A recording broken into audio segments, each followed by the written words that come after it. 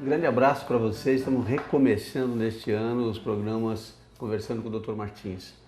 Você pode ver no YouTube, você pode ver no webfilhos.com, você tem informações sobre saúde, sobre medicina, sobre fisioterapia, psicologia, aqui nesses programas. Eu sempre trago gente para conversar conosco a respeito de coisas interessantes que você vai aproveitar. E hoje eu vou falar com uma pessoa muito especial que é fisioterapeuta, que tem uma formação especial em RPG, que é professor de educação física também e que trabalha bastante essa área do conhecimento novo, que é essa parte da fisioterapia que ele vai definir bastante aqui pra gente.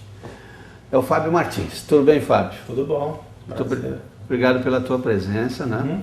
Ô Fábio, eu já te apresentei muito rapidamente. Você é afiliado à Sociedade Brasileira de RPG. Sim. Você faz fisioterapia desportiva, ortopédica, traumatológica, né?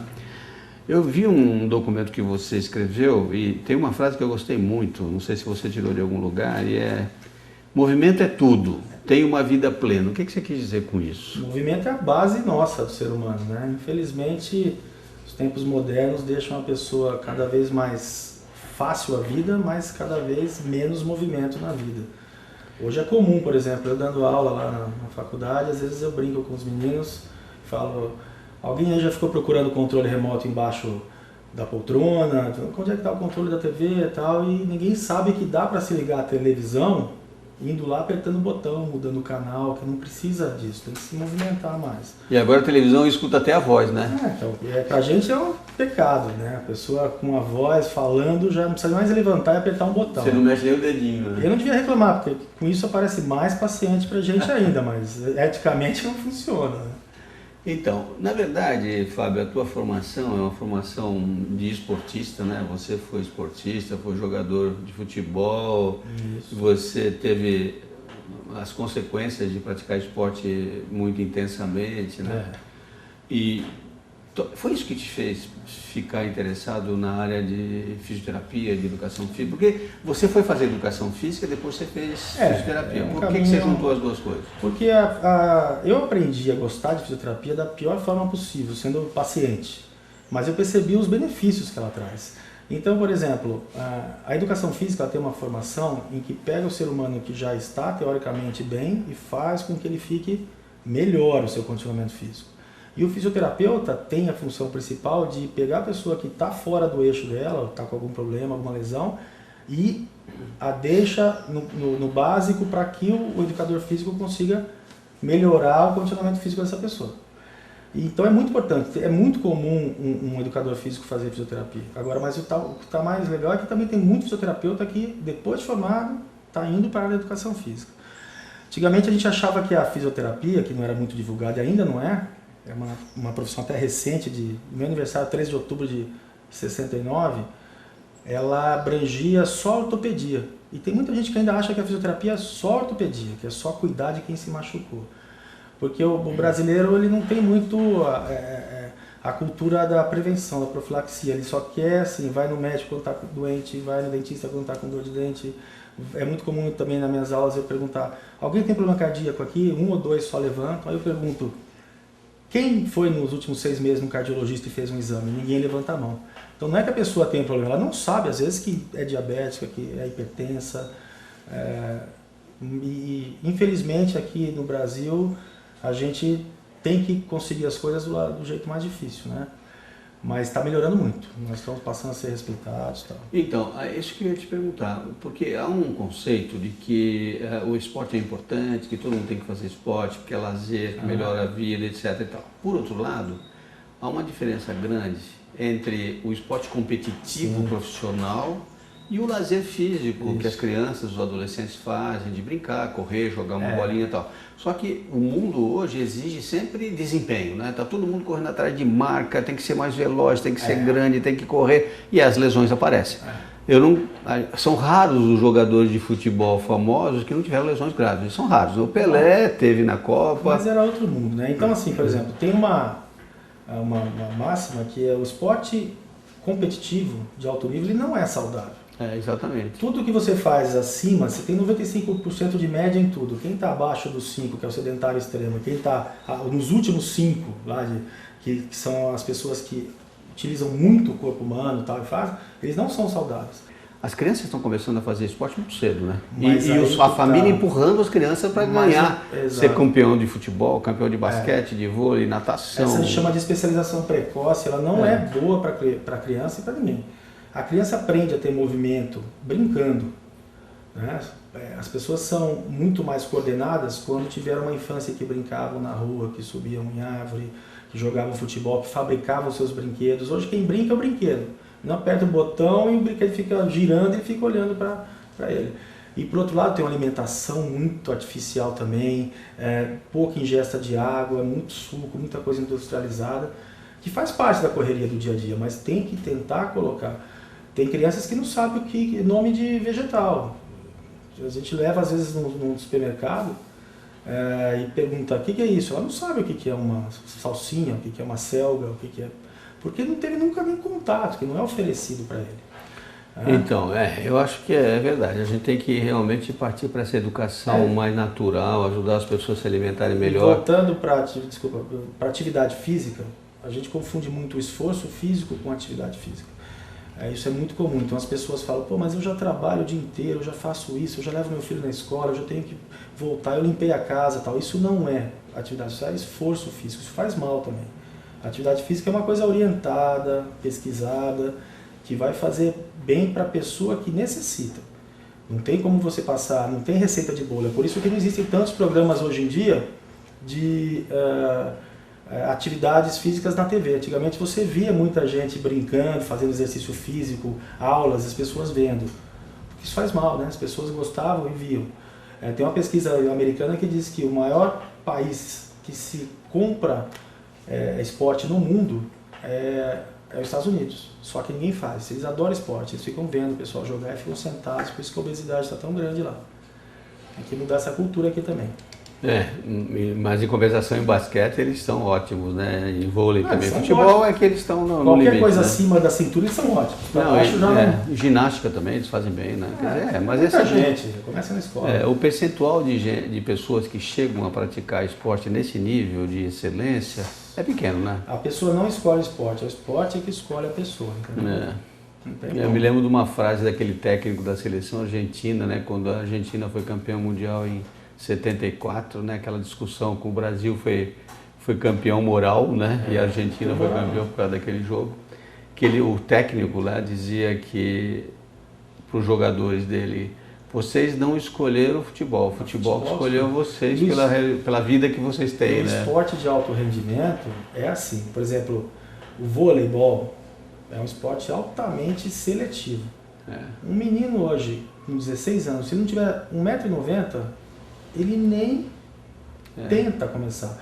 Existem alguns times, que isso aí foi até contestado muito pela sociedade, que iam fazer uma peneira, que chama que é aquela coisa de escolher quem que vai. Eles puseram uma fita métrica antes de entrar no ginásio. Se o menino passasse embaixo daquela fita métrica, ele já nem ia fazer o teste. Mas em futebol já estão fazendo isso também, né? Você vê os zagueiros hoje, é tudo de 2 metros. Mas o futebol é o esporte mais praticado no mundo, acredito, porque é o mais democrático. Lá joga preto, branco, baixinho, gordo, obeso, até o Walter está jogando bola. Pois mas na verdade eu acho que tem essa coisa. Uma vez, eu discutindo, acho que até com você sobre isso já, uma coisa que me preocupa bastante, nas escolas isso precisaria ser colocado, e eu não sei se valeria a pena, era fazer ranking, como tem no boxe. Você não pode jogar um cara de 3 metros lutando com baixinho. Eu chamo de handicap. Você tinha que ter vôlei para baixinho, com rede mais baixa, basquete com coisa mais baixa. Para as crianças brincarem, porque eu vejo as crianças de menor estatura gostam de basquete, mas ele não entra porque o amigo dele tem 2 vezes a altura dele, ele não joga, ele gosta de jogar. Então você poderia adaptar o esporte a isso. Sim, mas isso aí existe, chama esporte adaptado. Ou esporte de treinamento infantil. Como tem um esporte para pessoas com deficiência física, mas para baixinho não tem. Para baixinho não tem porque eles querem que... E outra coisa que é bom falar, que mães que têm crianças baixinhas, às vezes falam assim, vou colocar no basquete para ela crescer. Natação. Ela tem que entender que é o contrário. Ninguém cresce mais do que o DNA permite. Pode chegar no máximo que o DNA permite. Então, não adianta que ela não vai crescer fazendo... Isso aí é muito bom, né? Porque o esporte faz com que você atinja o teu melhor potencial genético. Acima disso, né? Essa é a grande discussão de, fulaninho era baixinho, fizeram ele crescer, não é bem verdade. Claro que só se você tiver a genética para isso.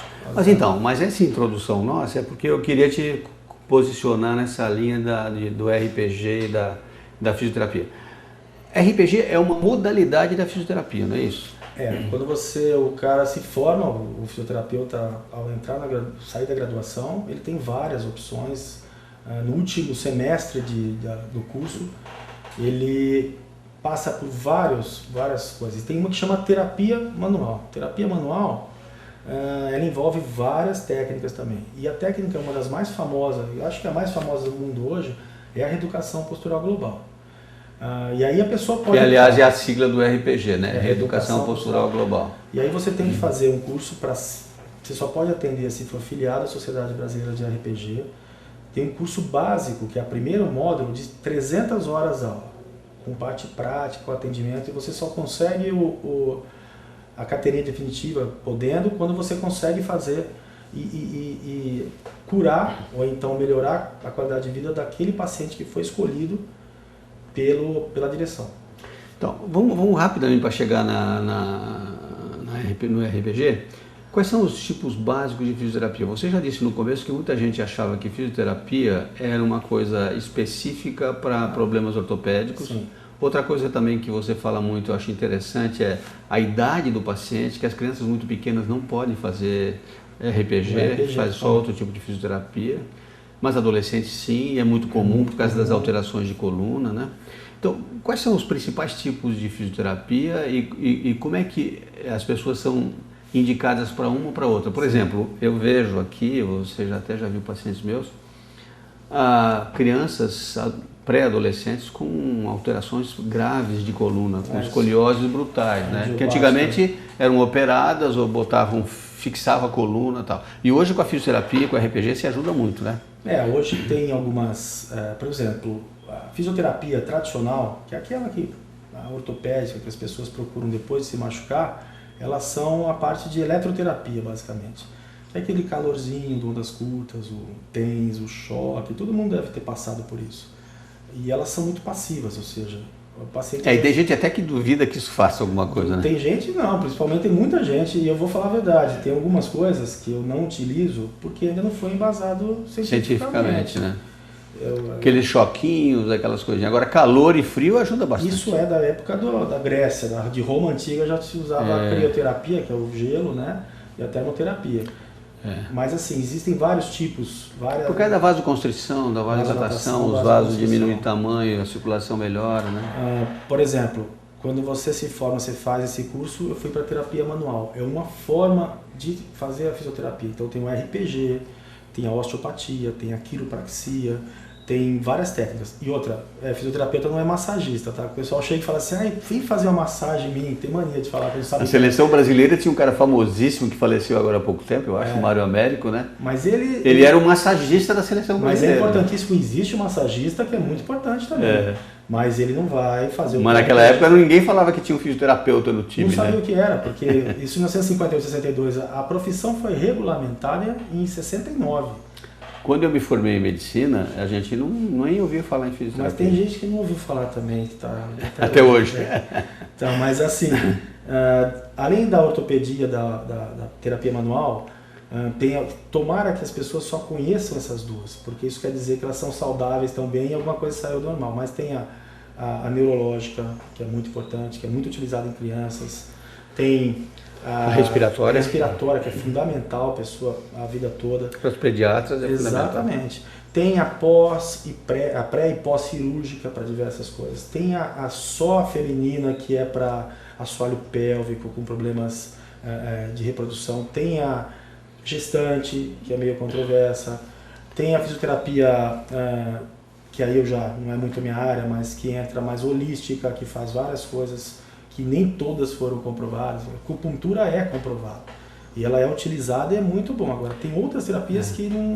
Aliás, atualmente, os profissionais que podem legalmente fazer fisioterapia são os fisioterapeutas, os médicos e os dentistas. A acupuntura? Né? O fisioterapeuta, o médico e o dentista. Agora, por causa da anatomia, né? Quer dizer, as pessoas estudaram anatomia. Exato. Outros profissionais que não estudam anatomia é perigoso. Eu tive conhecimento de um caso gravíssimo de uma pessoa que fez uma acupuntura torácica e fez uma pneumotórax, então, que ele colocou no lugar equivocado a agulha. E agora a odonto, a odontologia está sendo, como teve o ato médico, né? A odontologia, como tem a formação de anatomia pouco restrita a tórax, cabeça, pescoço, e não é só lá que se faz, ainda tem que passar por um segundo curso, uma especialização. Mas existe, por exemplo, a acupuntura, que até bem pouco tempo atrás era considerada uma terapia alternativa. Mês passado teve um concurso da Unicamp para contratar um acupunturista para o hospital que eu trabalho. Eu já vi coisas assim de fazer anestesia com acupuntura para fazer canal de dente. Coisa que prova Isso é uma coisa interessantíssima, porque a formação clássica nossa na área médica não tem uma explicação clara para ver como é que funciona a acupuntura, né? Na verdade, é uma outra visão muito interessante, que é sempre discutida, né? E que realmente tem coisas muito interessantes. A medicina chinesa tem muita coisa interessante. Agora, o importante é procurar quem tem a formação, porque infelizmente tem gente que sai no mercado, esse é o problema. Faz um curso de final de semana e diz que faz acupuntura. Esterilização das agulhas, cuidado, porque contamina. Então, se você usa uma agulha, você tem que esterilizar para valer, não adianta usar em outro paciente, hoje é perigoso. Hoje em dia é proibido no sistema de saúde fazer acupuntura com esterilização. Você tem que ter um kit novo que é entregue. Para cada paciente. A pessoa recebe esse kit, ela própria abre esse kit, é utilizado e descarta depois. Sem dúvida, é o descartável, né? É certo. Porque quando você não tem isso, você tinha que esterilizar. Porque eu vi no passado coisas graves, né? Sim. Me lembro de um cidadão X aí que dizia que a força do pensamento esterilizava a agulha. Então aí você começa a entrar num charlatanismo muito complicado. Né? Então essas coisas todas são complicadas. Agora, na linha assim, da discussão sobre as indicações da fisioterapia e da RPG, você disse uma coisa que eu acho muito legal. Eu já falei isso várias vezes para alunos de fisioterapia que eu porventura dei alguma aula nas universidades que eu trabalhei. A fisioterapia tem uma coisa muito interessante, que é essa coisa da posição das mãos, né? Você é um terapeuta interessante, porque você é daqueles que mais usa o contato físico, né? Sim. Você traciona, você torce, você aperta, você põe coisa e tal. Há quem diga que essa situação é muito sui generis e é muito interessante, porque você consegue ter um contato físico e até psíquico com o teu paciente por causa dessa posição, né? Depois que isso foi percebido, na grade curricular agora, nós temos 1 ano de psicologia. Por quê? Porque a terapia manual, por exemplo, que eu faço, o paciente às vezes tem que fazer 15, 30 sessões comigo, uma vez por semana. Você vira um terapeuta dentro de uma sala fechada, 1 hora contato. Às vezes o que ele está sentindo é que o corpo fala, é uma coisa que está presa lá dentro. É a hora que ele consegue lidar melhor com aquilo, que às vezes não consegue falar com um companheiro, com a companheira, com os filhos. E lá dentro ele consegue se soltar. Então, Fábio, e aí nesse sentido é que aí a gente vai chegando na RPG, né? A Reeducação Postural Global, que ela tem um conceito que é muito interessante, né? Que é da casualidade, da individualidade. E outra coisa que para nós médicos às vezes é complicado, é você achar que às vezes uma dor que você tem lá na ponta do pé tem a ver com a tua coluna lá em cima. Que esse é um conceito novo, né? Que antigamente o pessoal não dava. O que significa reeducar postural globalmente uma pessoa? É assim, a individualidade é você respeitar o que as pessoas são. Nem sempre, como o médico fala, um remédio nunca é bom para todo mundo. Não existe uma receita de bolo. E aqui é muito comum você falar assim, eu preciso de toma esse remédio porque tirou com a mão quando eu tomei. Bom para a pessoa que fez. A individualidade é isso. Eu tenho que conhecer essa pessoa e estudar ela como um todo. A gente não cuida só da doença, a gente cuida do doente.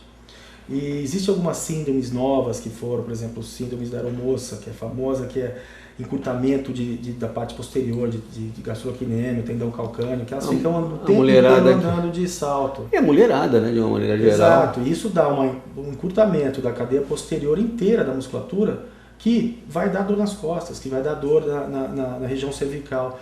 E a gente percebe... Tendão de Aquiles encurta, né? Então, isso já não é a casualidade. Casualidade é isso que eu estou falando, que assim, a pessoa tem uma dor aqui em cima e ela não consegue relacionar que aquela dor acontece porque ela está com encurtamento lá embaixo. Aí você começa a colocar esse calcanhar no chão, soltar um pouco essa fáscia e a pessoa melhora a dor na cervical lá em cima. Interessante isso, né? Porque você tem que puxar os dois lados da ponta. É como aquele telefone antigo, redondinho, que tem aquela circunferência no fio, você tem que puxar e deixar esse fio reto, é mais ou menos isso. E tem pessoas que eu conheço que elas não conseguem andar descalças, com o pé no chão. Elas andam na ponta, que a gente fala de marcha equina, por tanto salto alto que utilizou. Eu conheci uma pessoa que fez uma lesão gravíssima de tendão de Aquiles, rotura de tendão de Aquiles, porque só andava de salto alto, salto alto. Um dia foi para uma praia.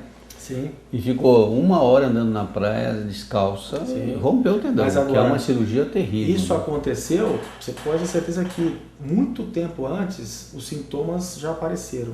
Dor nas costas, só você rompe o tendão de Aquiles, o tendão calcâneo, quando você já teve vários episódios de dor na coluna lá em cima. Entendeu? Então, essa coisa da casualidade. A causa do sintoma pode estar longe da lesão que você está sentindo. Em medicina existe um pouco isso, algumas dores são... Você tem às vezes uma dor lá no pé que é uma hérnia lá em cima pegando o teu ciático. Tem um exame agora muito pedido que chama eletroneuromiografia, que ele foi inventado depois de se pesquisar isso, que a relação de parestesia, que é formigamento no pé, dor em joelho, dor em calcanhar, dor nos dedos, excesso de cãibra, estavam relacionados com uma hérnia de disco na coluna lombar. Então é um exame que você coloca para descobrir onde é a causa do problema. Se tem inervação, ele está funcionando normalmente, não é neurológico, então é muscular.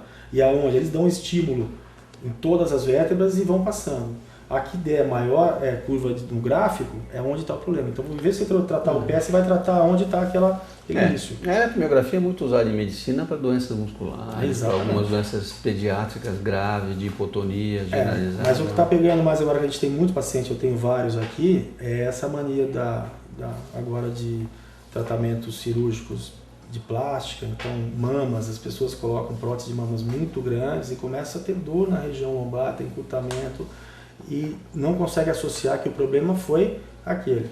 A mesma coisa gestantes, que elas nunca tiveram dor nas costas e na gestação acabam tendo, porque o centro de gravidade vem para frente, né?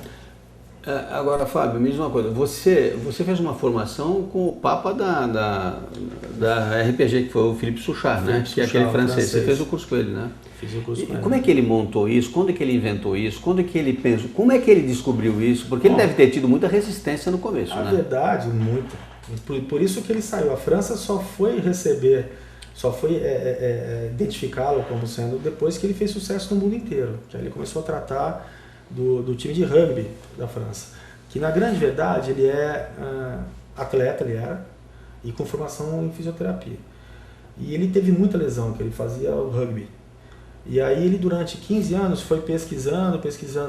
E ele... Pior que o rugby, só o futebol americano, que é muito parecido, mas é mais violento. Mas é mais seguro, machuca menos pessoas, menos jogadores no futebol americano do que no rugby. Ah, sim, porque também eles vão encoraçados, né? Exatamente. O rugby é na raça, né? E aí ele tinha muita fratura, ele percebeu que esportes assim, que é esporte isso, né? Que a pessoa tem uma luxação de dedo, aí ele ia lá e punha no lugar na hora e voltava a jogar. Então uma coisa meio... E aí a pessoa não podia tomar medicamento, não podia fazer uma cirurgia e ficava fora, o medicamento entra no antidoping, ele tinha que tratar de uma forma que a pessoa voltasse a jogar daqui a uma semana.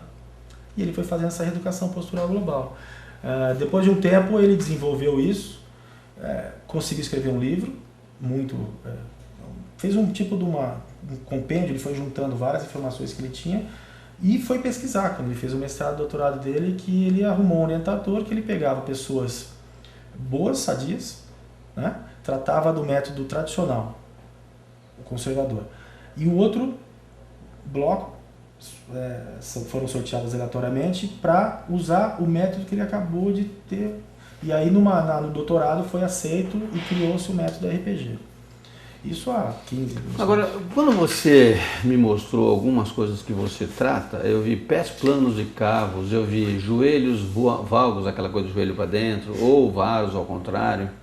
Joanete, como é que Joanete tem a ver com RPG? Por quê? Por quê? Geralmente quem tem Joanete, que é o Alex Valgo, são pessoas que ou usaram muito salto e elas têm que ficar na ponta dos pés o tempo inteiro, então todo o peso acaba indo para a ponta dos pés e o Alex, que é o dedão, ele acaba indo para dentro. E aí o pessoal acha que aquele osso cresceu. Não, ele não cresceu. Ele simplesmente ficou num lugar errado e a gente tem que puxar esse dedo para cá e tracionar e melhorar o alongamento aqui atrás. A escoliose, que é uma coisa que eu vejo muito em criança, eu tive casos, me lembro de uma menina que eu atendi com 9 anos, que a mãe foi fazer um vestidinho para ela ir numa festinha, e quando ela botou o vestidinho, ela falava, mas a alça está caindo, menina, acerta as colunas e tal.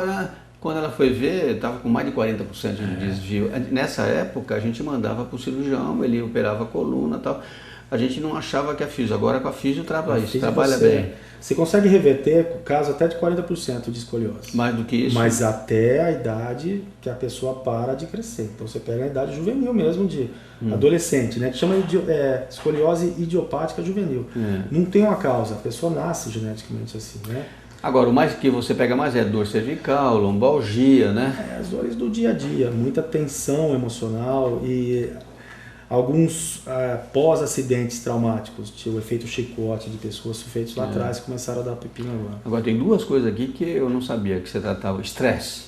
Por que funciona para estresse? É isso que eu estou falando. Você vira uma semana, uma vez por semana, durante um ano, você vira o terapeuta da pessoa. Se não tiver uma empatia... Eu já tive pacientes que eu tive que falar assim, olha, não dá para tratar. A técnica pode ser funcional, mas 50% é o terapeuta e 50% é o paciente. Essa é aquela terapia que deixa de ser passiva. Ela passa a ser ativa. Agora, e a outra, estrabismo? O que você faz no estrabismo? Isso aí é uma especialização já bem avançada. Eu fiz a de escoliose e tal, e tem a anatomia palpatória e de olhos e problemas de visão. Se o problema for mecânico, ou seja, o problema for nos olhos, né? A musculatura dos olhos, existem exercícios de isometria. Isometria é quando você faz um movimento em que a musculatura implode, ou seja, é complicado explicar porque é um exercício com movimento intramuscular. Você não vê esse movimento, mas ele vai implodindo. Você faz pegando alguns pontos e a criança ou a pessoa não dá para fazer bem depois de formar a idade adulta. A pessoa tem que fazer o movimento contrário, né? Até os óculos. É mais ou menos o princípio que tinha antigamente. O pessoal colocava um tampão dos olhos, aí você atrofiava completamente essa musculatura e depois só deixava esse. Aí depois você pegava, a musculatura já estava muito fraca, então ele começava a tentar melhorar isso, que ele usava os dois lados. Geralmente você tapa o olho para ele forçar o outro olho para ele acertar, né? Agora, só para a gente terminar, a gente está chegando no fim, depois eu quero deixar teu e-mail, tudo direitinho, mas como é que é o tratamento? É demorado, é rápido? Tem casos que você resolve em 1 ou 2 sessões, tem casos que levam muito tempo, como é que é o tratamento? É bom falar isso, assim, como é que o paciente chega para mim primeiro? Ideal que venha com indicação médica, certinho, e da pessoa. Isso é um dos casos que a gente tem que dispensar o paciente. Às vezes chega um adolescente que a mãe trouxe porque o médico mandou, mas ele não está querendo fazer. Aí não adianta, aí você tem que dispensar. Mas o sujeito tem que querer fazer. Tem que querer, porque no começo, 70% é o terapeuta. Porque é o seguinte, o RPG ele trabalha de uma forma diferente. Se eu pedir para qualquer um estender o braço, como todo mundo faz, porque vai usar uma musculatura que ela é voluntária, você consegue mandar. O RPG trabalha com a musculatura involuntária. Se eu pedir para a pessoa assim, ó, estende entre a vértebra número L2 e L3 na região lombar, a pessoa não sabe nem onde fica e não tem que saber, porque ela não é voluntária, ela é involuntária. Nisso entra o fisioterapeuta para alongar aquilo e mais a respiração que a gente ensina. Com o passar das sessões, ele vira um maestro, senão a gente não ia aguentar, né?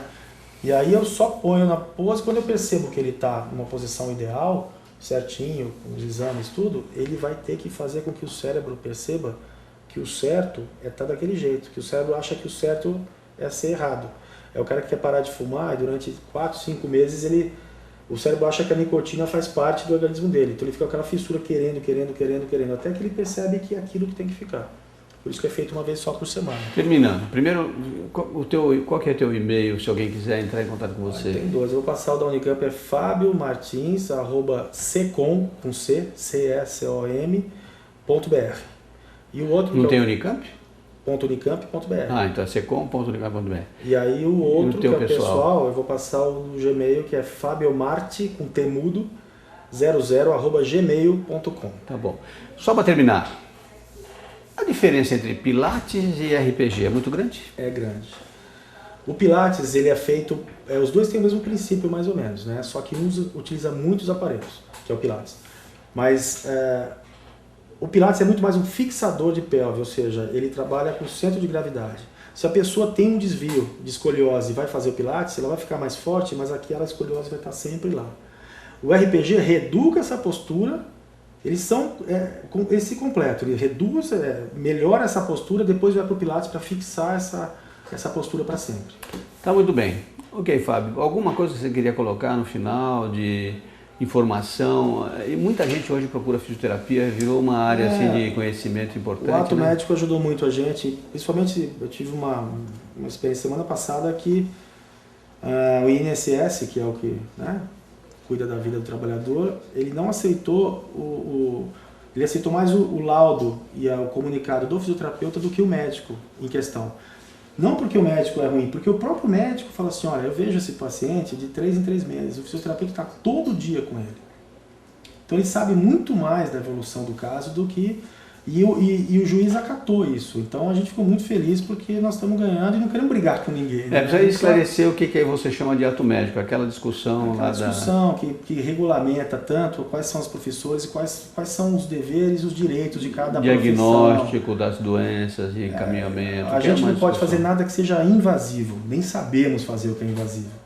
Mas algumas coisas a gente... Daí a discussão da acupuntura, né? Exatamente. Mas a acupuntura sim, medicamentos a gente pode e tal, mas abrir e fazer ponto não é uma atribuição do fisioterapeuta.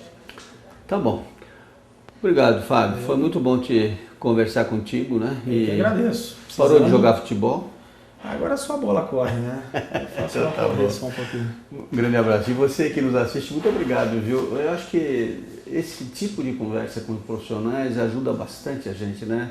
A fisioterapia é uma área do conhecimento que está realmente muito ativa hoje em dia. As pessoas se beneficiam muito do tratamento.